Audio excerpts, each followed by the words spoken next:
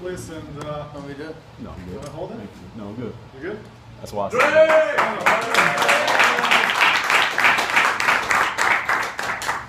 All right, before I start, we have people open these shades, please. I like natural light. Open them up.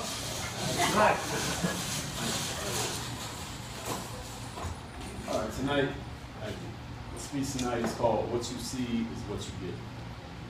That means the things that we encounter, people we meet, the places we go, circumstances that happen to us, and the way that we look at ourselves, the way that we think about ourselves, the way that we see ourselves, it colors our lives.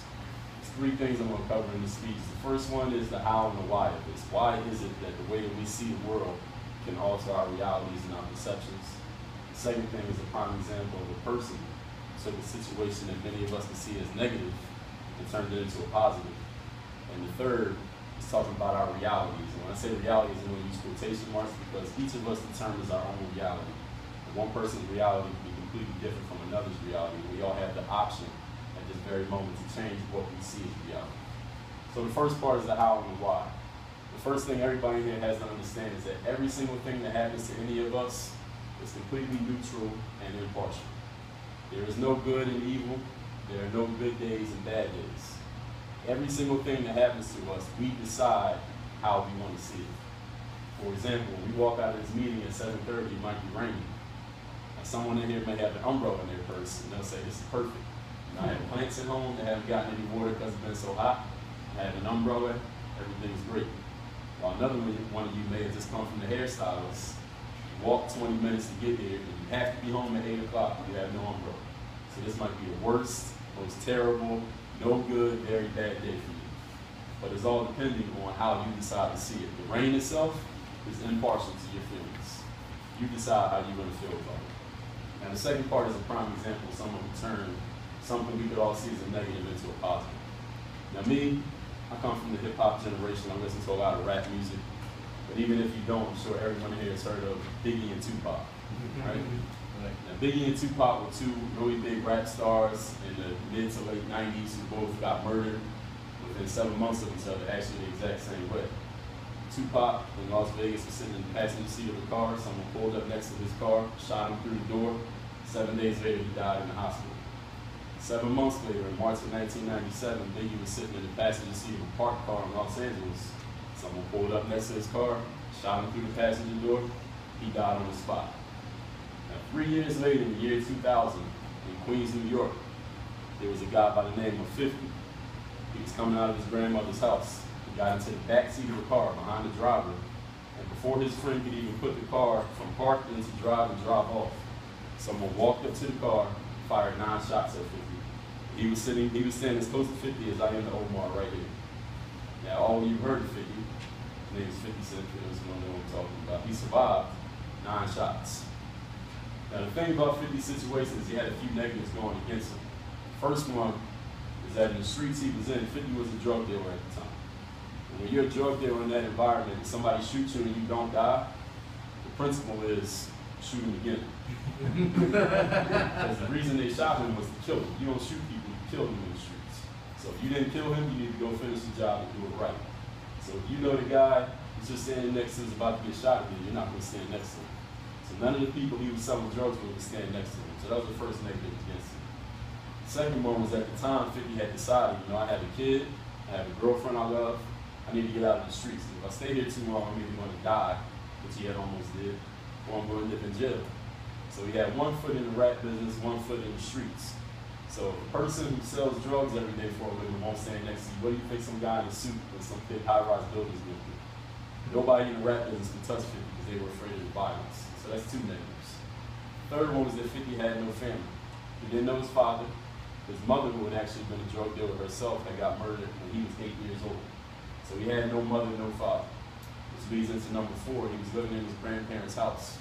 His grandparents' house had between 10 and 20 people in it on any given day because they were taking care of not only their children, but the children's children, the grandchildren, which was 50's generation.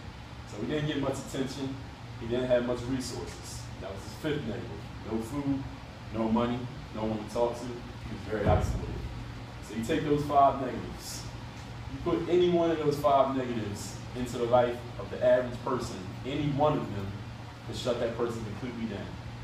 He had all five going against him at the exact same time. And one of the things that 50 said years later, he said, when I got shot, I had to make a decision. I could either let that fear and all that negativity consume me, I could retreat into a shell of myself and live on my knees for the rest of my life.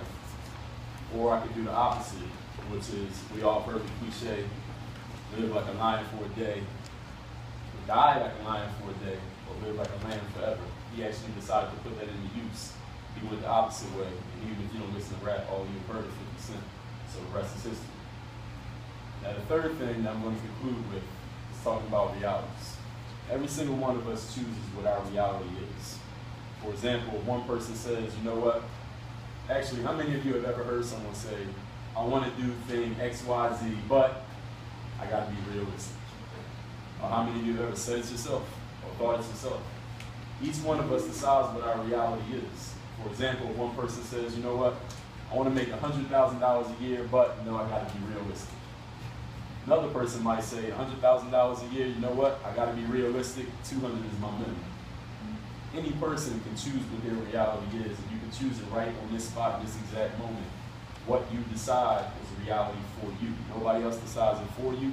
Everything that happens to you is completely neutral and impartial. You decide what's realistic for you. And we'll conclude this with a story. All you heard of Magic Johnson, right? Basketball player. Magic Johnson played for the Los Angeles Lakers in the 1980s, won a few championships. During that decade, his main rival was a guy named Larry Bird, who played for the Boston Celtics.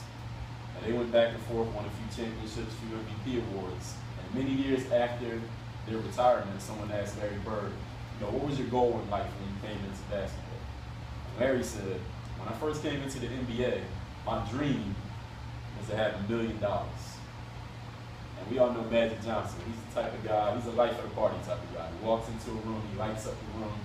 He's a guy who talks to everybody, he gets everyone connected. He's going on to do big business, Starbucks, entrepreneurship, movie theaters, while Larry's a more quiet guy. He kind of rode off into the sunset after his career was over.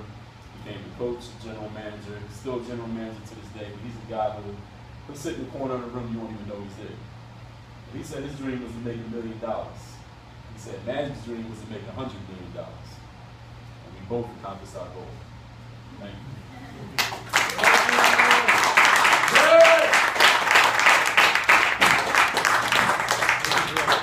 It was a great speech. Remind me of one phrase I really like. It's happiness is a choice. Yes. We always have choice. It's upon us to react on this choice, right? Thank you. Great speech. Thank you. Okay, so now it's my pleasure to introduce our next speaker, who I had a pleasure to see a couple of weeks ago doing her 10th speech. So let's give it up for Nanette.